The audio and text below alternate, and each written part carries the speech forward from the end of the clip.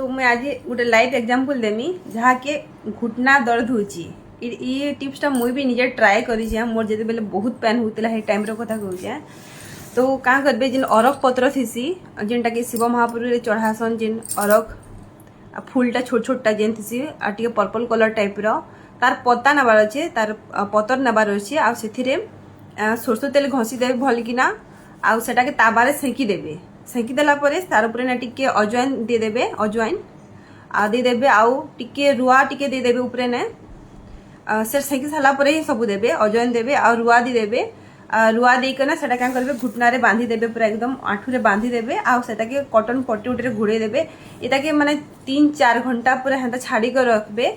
देखबे माने धीरे धीरे कर किछि ना किछि भी माने गोटे फरक पड़वा ही पड़वा मु निजे ट्राए करें मुझे कही पारुचे आउ जहाँकि माने बहुत घुटना दर्द बहुत तकलीफ बेसी माने निहाती भाव ये गोटे ट्राए करूँ देखुन आपनकर माँ हो बुढ़ी माँ हो जेन भी हो जेन कौन बयस भी किछि ना किछि रिलीफ मिलवा ही मिलवा